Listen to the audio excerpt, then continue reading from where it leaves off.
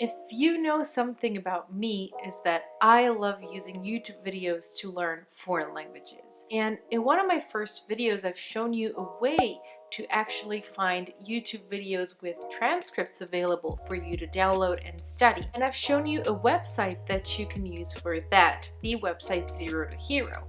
And I also told you that that particular website was probably the best way to find those kinds of videos until now, because I've found a better way to do everything that Korean Zero to Hero or any language Zero to Hero does at a fraction of the time. You see, the Zero to Hero website is great and all, but it does have some issues. Now, the first issue is that it doesn't always filter for your target language. What this means is that if you're looking, for example, for a video in Korean and you look for a word, sometimes other videos in, for example, English might show up. And I believe that this is because the website searches for the keywords in those videos rather than the subtitles of those videos. So what might happen is that when you publish a YouTube video, there are some tags that you can put. And some people like to put tags in different languages so that their videos can be viewed by an international audience.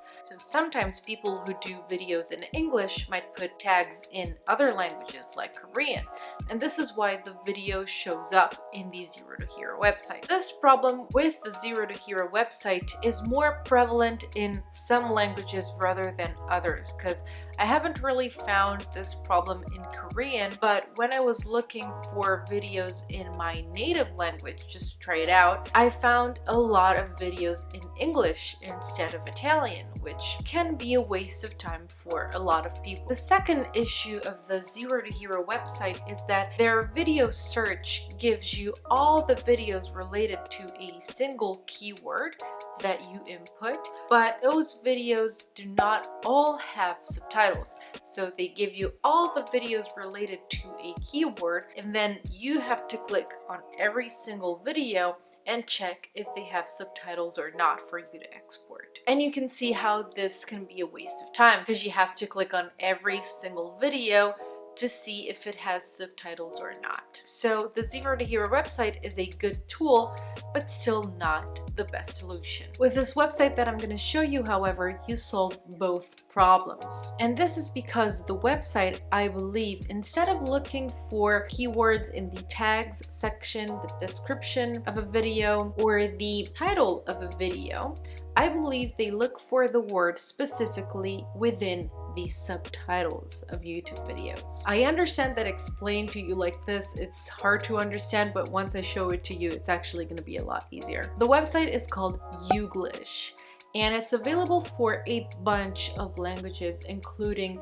Arabic, Chinese, Japanese, Korean, Russian, Turkish, Polish, Hebrew, any of the main languages that people study, I believe, are there. And this is such a great resource that I found for anyone who's learning with comprehensible input and with YouTube content in general, that I wanted to show you how it works. I've got my computer, now let me show you the website. The website is this one that you see here, Youglish. Now mine is in Italian because, of course, got everything set in Italian. And here you go. So you have a search box, and right here you can change the language. So this is the English one. We're not going to look at it because there's so many resources in English, so many videos to look for. So let's do one in Korean. As I told you before, you've got Arabic, Chinese, Dutch, English, French, German, Hebrew, lots of languages, even sign languages if that's what you're interested in. So let's look for Korean, and let's set the keyboard in Korean, and let's try a word. I'm gonna try habit. There we go.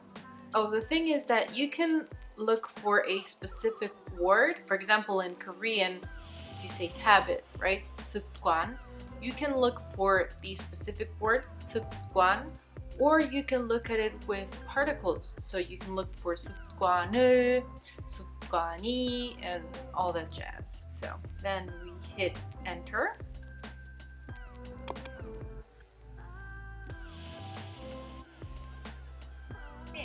요즘은 EQIP 검사하지 않고 There you go. And it gives you the subtitles here. You can also put them up here on the YouTube embed that you have on the website. And here you've got your subtitles. So it tells you how to pronounce 습관 in Korean, 1 out of 340. So there's 340 instances that this website has seen the word 습관 in YouTube subtitles.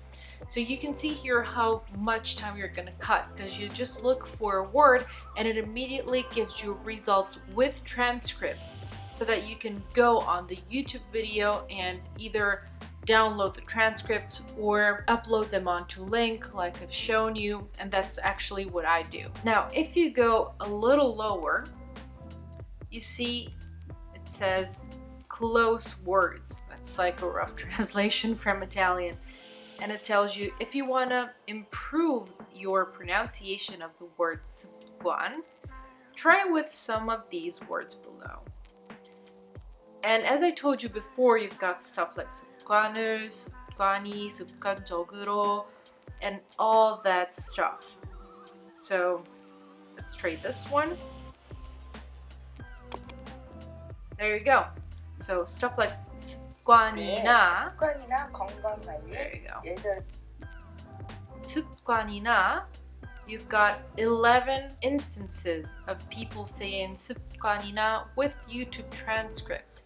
So this is amazing. If you want to look for any word, you can just do it directly here and it'll give you instances of that word, how it's pronounced, with transcripts in a YouTube video.